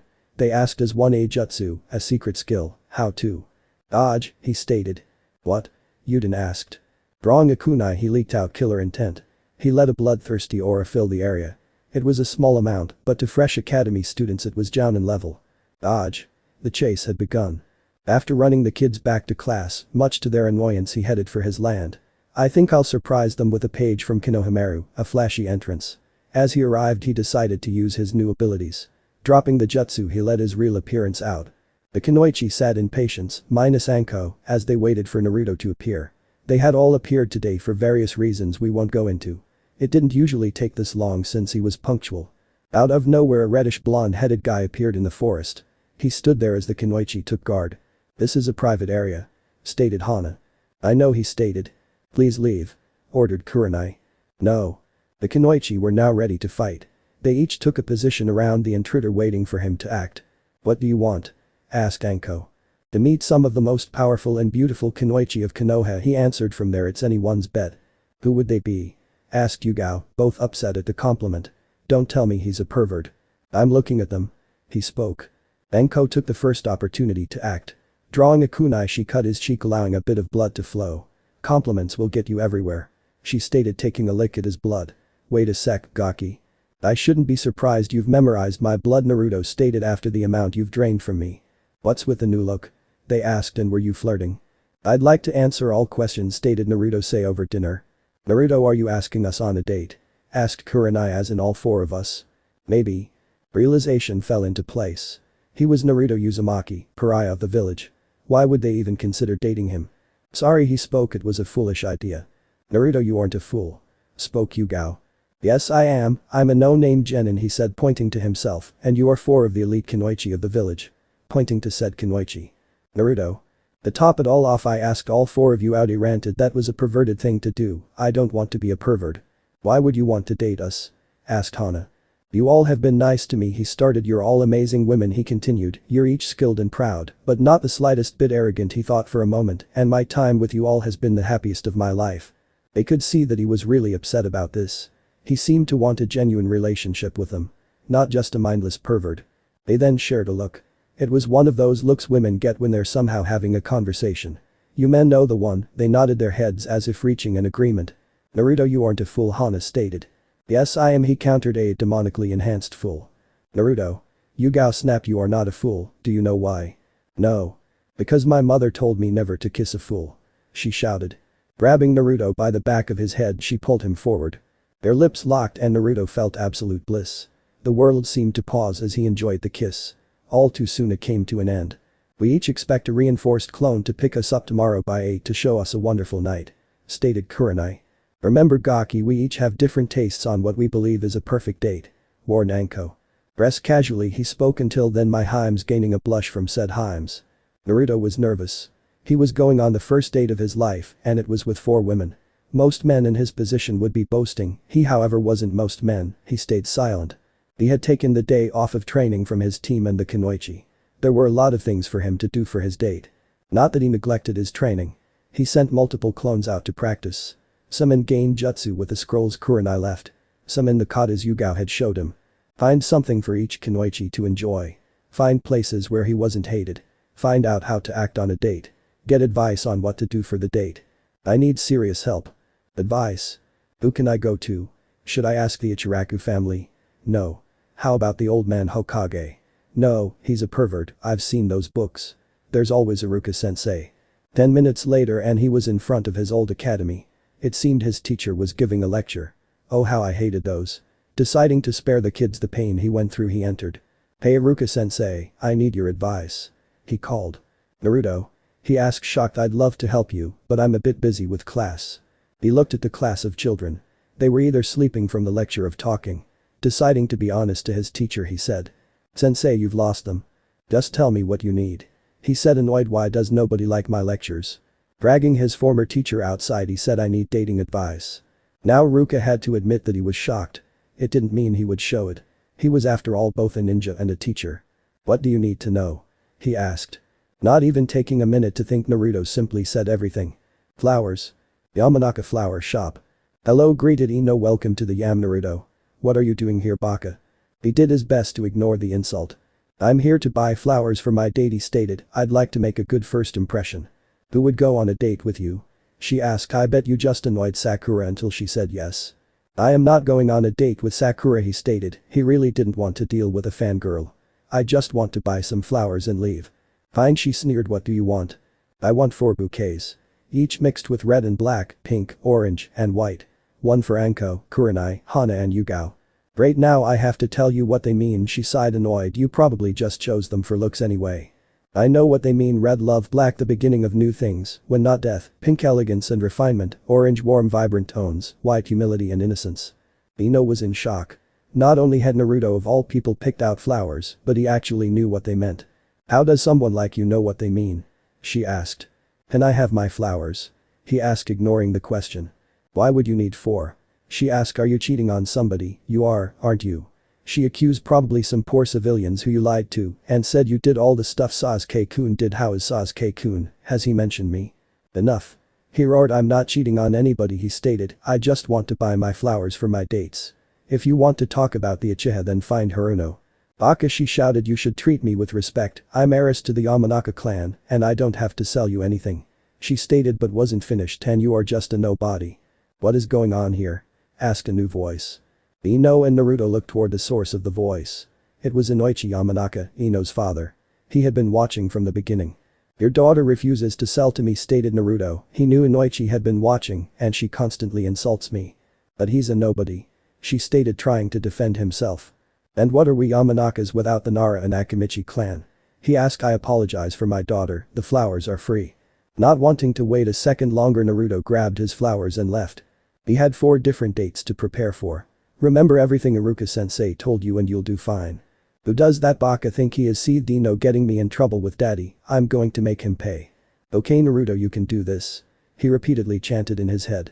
"I just have to show them a good time." Stealing his resolve, he knocked on the door and… "Anko?" "Hello THBehemoth," he greeted, getting a blush from Anko. "I brought flowers." "Hello Foxy-kun," greeted Anko as she took the flowers. "Well, come in and we can get down to business." "Down to business?" he asked. "What do you mean?" "Well, what do you think men and women do?" she asked with a perverted leer. Naruto's face put a tomato to shame. "Anko-chan, I don't think I'm old enough for that. There is a motto many shinobi live by," she spoken. "Old enough to kill, then you're old enough to drink and have sex. We're not well enough into a relationship for that." He tried. Anko saw that he honestly wasn't in this for the sex. He wants to just have a relationship. "I guess I'll throw him a bone." "Fine," she spoke, "but if we're going anywhere I want you to drop the henge." He did so happily, it made him feel accepted. "What will we be doing?" She was honestly curious. "There's a place my former sensei recommended," he answered. "It's supposed to be non-biased for us as well," he said, referring to her problem as well as his. "Do they have dango? If they didn't there would be trouble. And red bean soup," he added. "Well, what are we waiting for?" She grabbed him and literally started dragging him on. "Which way is it?" Grabbing her arm, he shunshined them to the location he was given. When they arrived, it looked like a bar mixed with a diner. It seemed to be a decent place on the outside, however there were very few people around. "Fire in the hole!" came a shout from inside. No sooner had that been said, a man ran out through the entrance. But he never finished. The whole building started to light up, before coming down in a fiery explosion. "Hey, what are you doing here?" asked another voice. "This area is closed for demolition." Looking around, Naruto became aware of the signs. Bulgaki teased Anko. "What do you have planned?" He took a minute to think but came up empty-handed. "I've got nothing," he admitted. "I do," spoke Anko giddily, a little too giddily for Naruto. Grabbing her date, she took him a few blocks from their location. When they arrived, they were surrounded by unfriendly-looking people. They didn't seem to pay much attention to them, but the few that did just glared and looked away. "Anko?" he asked. "Where are we?" "This is a place I go to celebrate after a mission," she spoke. As they walked inside a shady-looking pub, Naruto knew he was in for a wild night. Anko was greeted by several people as they made their way toward the bar. They took a seat and waited for the bartender to notice them. "Hey Anko," the bartender greeted, "what can I get you?" "Two of the usual," she ordered, "but make his a small." She pointed toward Naruto. He was tempted to say he would take the same as her until he saw what it was. It was a drink, that much was obvious. Anko quickly snatched hers and started downing it. A second later it was half gone. Taking a pause, she let out a large belch. Naruto eyed his. It looked to be mostly foam. Taking a single, but large, sip, he tasted it. It didn't stay long before he swallowed it all. "It doesn't taste half bad." He quickly downed the rest. "We got ourselves a natural," laughed the bartender as he handed out a refill. 5 minutes later they were having a drinking contest. Anko was impressed, Naruto was able to hold his liquor. "I should take him out more." Another 10 minutes later they lost count. Naruto wasn't drunk, but the same couldn't be said for Anko.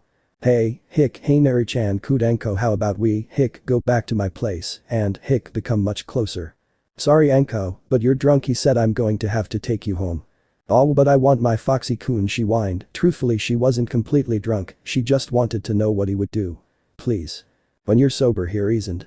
Unfortunately for Naruto, Anko knew a sobering jutsu. After fumbling through a series of hand signs, she was back to normal. "There, I'm sober," she stated. "Let's go." "Wait, you tricked me," he accused, gaining a laugh from Anko and the bartender. "Hey, if you don't want her, we'll happily take her off your hands," came a new gruff voice. Turning to the source, Naruto and Anko were greeted by an awful sight. There were 3 men, all dressed like thugs. They had made a small circle around Naruto and Anko. They constantly gave Anko lusty looks and Naruto glares. "Sorry pal, but she's my date for the evening." He spoke coldly. "I hope you 3 understand." "I hope you understand, brat." The apparent leader sneered that we don't care if she was with the Hokage. Naruto was about to tell them to leave when he saw Anko smile. She has that look on her face, it usually ends up with pain. "Hey Naruto, do you know what would make this evening perfect?" she asked as her smile grew. "No." Naruto noticed the bartender lower himself out of sight. "What would?" Taking a sharp kunai, her smile grew. As fast as a ninja, she drove the kunai deep into the shoulder of a stranger. She then tossed the bloodied weapon into the hands of the leader of the trio. The stranger stood and looked toward the couple, then the trio. He spotted the weapon and stood to full height. This guy has to be 7 feet tall. Letting out a war cry, he dived toward the trio. "Our fight." 20 minutes later, Anko and Naruto were the only ones standing. Even the bartender had jumped in at some point. Anko was happy, exhausted but happy. She got to drink, fight and even eat some poor sap's food for free. He shouldn't have gotten knocked out so soon, she stated. Naruto wanted to remind her that she was the one that knocked him out, but decided against it. The worst part was she sodomized several innocent people. With her snakes. "Let me get you home, Beanie-heim," stated Naruto. They reached her apartment a minute later through Shunshin. They stood there for a full minute. They stared at each other, or in Naruto's case felt her chakra. Deciding not to wait any longer, Anko made the first move. Leaning forward, she gave him a chase kiss. It felt wonderful to Naruto, no matter how short it was. "I had a wonderful evening, Naruto-kun," she stated. "I hope we can do this again soon." She hinted. "So do I," he admitted as she opened her door. He turned to leave but was stopped by a large snake coiled around him. "Come in, Naruto," she ordered while licking a kunai in hand. "How can I say no?" He nervously laughed. "Hana." At Hana's home, he was greeted by Hana's mother. "Hello, you must be the pups dated," Naruto spoke Hana's mother. "Hana will be down soon." "Hello Ms. Tsume-san," he greeted. "No need for formalities, Naruto-kun," spoke Hana, descending the stairs. "My mother hates them as much as you." "Hello Inu-heim," he greeted, gaining a blush, handing her the flowers. "I have these for you." "Do you know what they mean, pup?" Tsume asked, looking at the colors, gaining a nod from Naruto. "Have a good time, pup." Tsume, before taking a teasing tone, "Have her back before 10 and don't let me know if you're in the house." "Mother." Tsume wasn't finished. "Don't forget, I want grand pups." Grabbing Naruto by the hand, she dragged him out. Once they arrived at the destination, Naruto dropped his disguise. They were in an open field on top of the Hokage monument. In the field was a blanket and picnic basket. Inside, Hana could smell a lot of delicious items. It was making her appetite grow. "Let's see," started Hana. "Outside with a beautiful view, delicious food. You did your homework on Inyazuka women, Naruto-kun." "I tried my best." He said. "Sukun," he offered. They were Hana's favorite. She was even more impressed when she found he had made them himself. They sat and ate in silence. It was a comfortable silence, but still silent. Hana decided to break it. "Naruto-kun," she called, gaining his attention. "Where are we?" "The Hokage monument." He too was glad the silence was broken. "This was my first comfort spot," he stated. "I still come here to think. Why did we come here instead of your field?" "Look up," he answered. "They sit in the vastness that we know nothing about. They hide from us in the day while staying in plain sight. She saw what he meant. The stars. They're beautiful, she whispered. Yeah, you are, he whispered, thinking she hadn't heard. She did. Naruto, can I touch your whiskers? She cautiously asked. Naruto visibly tensed at the request. He didn't let many people touch his whiskers, and the ones he did were rarely. To Naruto that was a very intimate thing. As he thought the request over and over in silence, Hana mistook that as a no. Sorry I asked, she apologized. Realizing he had been silent too long, he apologized. No, you can touch them. She assured her, it's just they are a very sensitive part of me. Really? She knew it was like someone touching the family tattoo on her cheeks. Reaching slowly, she rubbed him. What happened completely shocked her. He purred. Oh. My. Gosh. She mentally squealed, that is so cute. She couldn't contain herself. She playfully tackled him to the ground, knocking his blindfold off. It seemed like she was pinning him but was in fact hugging him. To her even greater surprise, he flipped her over and pinned her. When she looked him in the eyes, she saw that they were innocent and playful. Like a young pup or young kid. Sorry Naruto, but I like being top. They repeated the process over several times. It wasn't long before they were running and chasing each other on all fours. They looked like a fox and a dog playing. It felt great for Hana. She felt like a child again, not a soldier. She wished it could last forever. But all great things must come to an end. I hope you enjoyed yourself in Uchiha, spoke Naruto as they approached her home. I did, Naruto-kun, she said. I felt like a pup again. She admitted, blushing. She then stared at Naruto. How would you like to come in? It was Naruto's turn to blush. He quickly recomposed himself. He leaned in to kiss her and turned to leave. He didn't get far. In front of him were the triplets growling fiercely at him. They seemed to have surrounded him. The center triplet stepped forward and pointed his paw toward Hana. I think I'll take you up on that offer, Hana-chan. He stated, but could you call off the triplets? Yugao. Hello Yuzuhaime, he greeted as he handed her the flowers. Hello Naruto-kun, she returned. They are beautiful, so where are we going? Well, I know how you're tired after Anbu and rarely relax, he spoke, and she admitted it was all true. So I've planned for a smooth and calm evening for you. Naruto held to his word. He had taken her to see the latest Princess Gale movie. It was a few days after airing, so it was relatively empty. They watched in peace.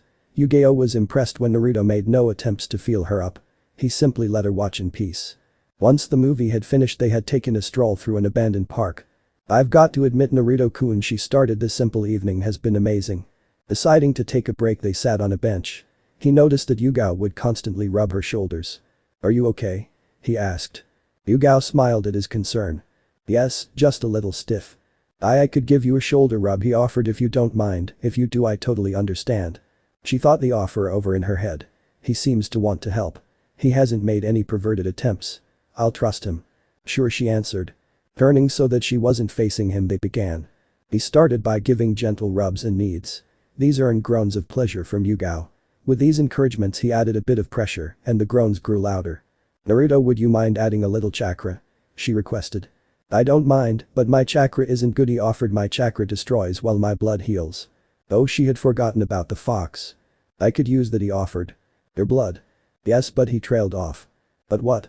You'll need to take off your shirt. He flinched and brought his hands up for defense. Not the face. Relax, I'm not going to hit you, Naruto, she assured him. I've already taken my shirt off. When did you? He asks why. You're wearing a blindfold, she explained. As long as it stays on, then I know you aren't a pervert. Don't worry, he promised, it'll stay on. Pulling out a kunai, he made a small but deep cut on each hand. He let the blood fill his hand before the wound healed. They close faster now. Began to rub around where she felt the tensest. The groans increased further as the blood healed the pain. Naruto-kun? Called Yugao. Yes? He asked. Instead of answering, she simply turned toward him. Because of the blindfold, he wasn't aware of the expression on her face. Leaning forward, she gave him a deep kiss. It was a complete surprise to Naruto, but he loved it. Before he knew it, she had knocked him to the ground. Removed his blindfold. And some of their clothes. Yugao-chan, he gasped, you're moving a bit too fast. SHH, she shushed him. But Yugao? She silenced him by drawing a kunai. And slamming down. Beside his head. She drew a second one. You were saying? She asked. Nothing. Kurenai. Hello Behemoth, he greeted, handing the flowers over. Hell Naruto-kun, she greeted with a smile. What have you planned? I was thinking a nice dinner, he stated. There is a place that makes great seafood. Taking his arm, they shunshined away. They appeared in front of a small casual restaurant. Hello, I'd like a table for two. Requested Naruto. Table for one coming right up. The greeter spoke with a sneer. If you would please follow me, miss. I think you misheard him, spoke Kurenai. He said a table for two. She spoke with emphasis. I'm sorry, miss, but we don't serve. He seemed to think of a right word. That. He pointed as if accusing it would be bad for business. I see, spoke Naruto. Time to gather my first bit of fear. Removing his blindfold, he allowed his new eyes to be seen. Seeing the fear in the greeter, he decided to take it up a bit. He allowed his hinge to unravel, slowly for added effect. He gave his best feral smile. It would have made Anko proud. Now about that table, he stated coldly. Table for two, coming up. They were quickly seated and abandoned by the greeter. The waiter, after seeing the look, took their orders and disappeared. As he attempted to reapply his disguise, but was stopped. I want a real Yushi stated, it was not a request. What do we have here? Came a new voice. Turning to the source, they saw Asuma Sarutobi, son of Hiruzen Sarutobi. Hello Asuma-kun, she quickly corrected Naruto. This is my friend Asuma, she said, getting a raised eyebrow from Asuma. Nice to meet you, Naruto, he greeted, ignoring Naruto's appearance. You don't mind if I join you, do you? No, great. He said, pulling up a chair before either could answer. It's not as if this is a date, is it? Actually it is, corrected Kurenai. What? Asuma was in total shock, but he. Later Asuma stated Kurenai fiercely, we'd like to enjoy our date. She really hoped he caught the hint. He didn't. How did you two meet? He asked. I'm trying to teach him a bit on Genjutsu, she answered. Genjutsu, huh?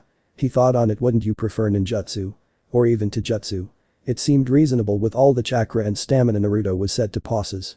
It was well known from his prank sprees. Actually, I've seen how useful Genjutsu is firsthand, stated Naruto. For taijutsu, a blade can do a lot more than a punch. I understand the blade part, I use them myself, agreed Asuma, but you usually can't use Genjutsu in combat without support, time or focus. Reasoned Asuma, but Genjutsu can usually be easily broken in multiple ways. Yes, but you also can't use a ninjutsu because of allies, surroundings and even bystanders. Countered Naruto. Also, if the Genjutsu is strong enough or the wielder is skilled enough, then those things are unimportant. True, but Kurenai was upset that Asuma was ridiculing Genjutsu, her specialty. She was happy that Naruto was defending the art. As she watched the arguments continue, their food arrived, as did Asuma's. When did he order? Asuma then began to light a cigarette. This seemed to irritate Kurenai, which in turn irritated Naruto. If Asuma noticed their expressions, he happily ignored it. Could you please not light that here? Asked Naruto. Asuma took a light look around before speaking. Don't worry, he said, there are no smoking signs. This irritated both Kurenai and Naruto further. Okay, how about this, tried Naruto, let's make a deal. What kind? If I can prove, right here right now, that Genjutsu is just as useful as ninjutsu, he thought, then you pay for our dinner. Deal, he agreed, and if not, you pay for my steak and rice. Maggot, stated Naruto. Fear, here I come. What? Asked Asuma, confused. He didn't like Naruto's smile. Is there something squirming in my mouth? You're eating maggots. Asuma looked down at his food. There on his plate were maggots squirming on his food. The food itself looked rancid and had a mixture of various trashes. Realizing what the squirming in his mouth was, he began to vomit. He wasn't able to continue emptying his stomach. It was as if his very mouth had been sealed shut. It didn't stop the puke from filling up. Looking toward Naruto, he saw a deformed face. It seemed to be a meld of fox and a man. The shock was too much for him. Jumping from his seat, he saw that the seat was empty. All of the seats were empty. He did hear a chuckling and felt a piercing sensation in his back. Turning, he saw that it was Naruto. He was holding a kunai that he had lodged deep into Asuma. He continued to twist the blade, drawing out the agony in the jounin. Naruto then raised his hand and made to punch Asuma in the face. Attempting to block, Asuma raised his arms. He never felt the blow come. Opening his eyes, he saw that he was still sitting at the table. Naruto was giving an attempted and failed innocent look. Kurenai only sat back with a smug expression on her face. What was that about Genjutsu, Asuma? She asked. Also, I'll have you know we changed our orders. She chuckled. It wasn't cheap. How did he do that? He asked. I never even saw him weave any hand signs. He looked at them before her words sunk in. When did you two order and eat? I was out for only a few seconds. There weren't any hand signs. Naruto admitted, and with Genjutsu time becomes irrelevant. That kind of Genjutsu takes years of experience. Asuma shouted. You're just a great teacher. Countered Naruto. Kurenai blushed at the compliment. I had a student that was as very eager to learn. Their eyes met and they shared a blush. Kurenai felt like a girl on her first date. Naruto was a boy on his first date. A deal is a deal, Asuma admitted before reaching around his pockets. Oh dear, it seems I've forgotten my wallet. He spoke, trying to be sly. Well, that's too bad for you, spoke Naruto with a smile, because we've already left. But that both Kurenai and Naruto faded out of reality. "Sir, I was told to give you the bill for your companions," spoke the waiter. Looking at the bill, Asuma felt his heart stop. She wasn't kidding when she said it wasn't cheap. He looked at his cigarette. "If I smoke my whole pack, now will it kill me and keep me from paying?" There is only one way to find out. Somewhere in some park, Kurenai and Naruto were sharing a laughing fit. When they regained control of themselves, they began walking toward her apartment. "Oh Naruto-kun, that was truly hilarious," she spoke. "Where did you learn to do that?" "I used what you tried to teach me and those scrolls," he explained. "I then added a little change." "Well, it was amazing," she stated. "You taught him not to underestimate Genjutsu, and I'm sorry he ruined our evening." "I'm sorry that he ruined our date," stated Naruto in a sadder tone. "It's okay," she assured honestly. "Well, I'd feel much better if I could make it up to you," he stated. "I know, look that way." He gestured toward the sky. Looking in the direction, she saw something that truly amazed her. The sunset. She watched as the village was illuminated by the setting fireball. It was as if the sun was trapped in a state of orange and crimson perfection. "He did this for me," she thought to herself in amazement. The raw beauty was overwhelming. Kurenai couldn't stop the single tear that escaped from her eye. And like that, it was gone. "Sorry, I couldn't hold it any longer," panted Naruto. "I need more practice." He then saw her tear-stricken face. "Oh no, Kurenai-chan, what's wrong?" She looked at him and smiled. He really cares, she thought. "Nothing is wrong, Naruto-kun," she assured him. "I didn't mean to make you cry." He was cut off by a finger to the lip. Kurenai then leaned in and gave him a chaste kiss. She then deepened it as their tongues fought for supremacy. And like the Genjutsu, it came to an end all too quickly. "Naruto-kun?" she asked. "Would you like to come in for some coffee?" Now Naruto wasn't the smartest, but even he knew what she meant. There would be no coffee if he entered. "I'm not a coffee per." He stopped at the scene in front of him. Kurenai was staring blankly at him, as if dead. Her hair seemed to be moving on its own. The shadows seemed to crawl around her. This all made her crimson eyes all the more vivid. "Naruto-kun," she stated coldly, "I'm sure you will love some of my coffee." "Coffee sounds great," he spoke. Next day. Anko. "Morning, Naruto-kun," greeted Anko as she watched Naruto awake only seconds after her. "How are you this morning?" "I'm fine, Hibehemoth, and you?" he asked. But she trailed off. "But, what?" Naruto asked. "There is something I want to try," she explained, "and so far no man has wanted to even give it a try." "Well, what is it?" he asked. "I'll prove I'm not like other men," he stated. "Oh, you have Foxy-kun," she admitted again and again and again. She snickered. "But what I want to try is a jutsu for what we've been doing." Sure, he was open for more of last night. "Great," she squealed. "Enjoy trouser snake jutsu. I should not have to explain this." Naruto proceeded to stare at Anko. He then made a dash for the front door. Unfortunately, it was blocked by a mass of snakes. The front was blocked and behind was Anko. Only one option left. He jumped out the window. "They always run," one of Anko's snakes spoke. "Yeah, I guess I'll go see how the other dates went." "Hana. I'll be getting those grand pups in no time," thought Soon. Before noticing the silence, they finally stopped. "Finally!" cried several members of the family. As the people laid themselves down to sleep, they felt bliss. Time for some well-deserved rest before work. Ring. Ring. Ring. The alarm clocks went off. It was time to begin another day of work. Several of the family members began to cry. All they wanted was to get some sleep. As Naruto and Hana stepped out of Hana's room, they were greeted by several faces. Suum, who was looking at Naruto and Hana in great interest. Tiba, who eyed them both in disbelief. Several Inyazuka men in envy. Several Inyazuka women in jealousy. Suum spoke first. "I want to name some of the grand pups." "Dope," shouted Kiba. "What are you doing here?" He looked at Hana. "And with my sister." "Hey, don't blame me," spoke Naruto. "Blame the triplets, they forced me to stay." The triplets themselves were regretting their actions. They, like all present, didn't get any sleep. "Sakamakumaru," ordered Kiba. "Okay, I can't fight him because he's Hana's brother. What can I do?" Naruto did what any man would do when faced with his predicament. He ran like the devil was after him. "Get back here, Uzumaki," roared Kiba. "You'll pay for defiling my sister and keeping the clan up all night." "I guess I'll go meet the girls," thought Hana. Yugao. When Naruto awoke, he noticed that he was in an empty bed. "When did we leave the park?" There was, however, a note and a scroll. "Dear Naruto-kun. Have Anbu meeting, then meeting with the girls. Feel free to raid fridge, then practice katas and scroll. Yugao. PS from Anko. No. No. No. No. Dodge. Kurenai." Kurenai awoke to an empty bed. She looked around the room and saw that his cloths were gone as well. She felt a great pain in her heart. No, he's just like the rest. The tears of the betrayal she felt just fell. "Kurenai-chan, you awake?" asked Naruto from nowhere. "I made breakfast." He noticed her teary face. "Is everything okay?" Yes Naruto-kun, she answered quickly, but I can't eat, I have to meet the girls. I can't believe I doubted him. Girls. They headed to their usual meeting spot. When they arrived they noticed that each of them had a certain glow. It was one they themselves were familiar with and were experiencing. They each pointed a finger at another and shouted, "You slept with Naruto-kun," they accused of each other. They eyed each other before breaking. Those hands spoke Yugao. That body spoke Kurenai. That size spoke Anko. That stamina spoke Hana. That tongue, they spoke as one. They then sat around each other as they each recounted their dates with Naruto. Each kunoichi began going into their more graphic night activities, which happened to go early into the morning. They were interrupted by a cough, 3 to be exact. "Hello girls," spoke Hade, eyeing Yugao. "We were just wondering why you were sleeping with Naruto," continued Iruka toward Anko. "When you are supposed to be Asuma to Kurenai. Dating us." They finished as one. "We can explain," they said. So this part ends here. Alright, that's it for today's video guys. Let me know in the comments section how was the story, and also don't forget to like, share and subscribe. I will meet you in another video. Bye bye.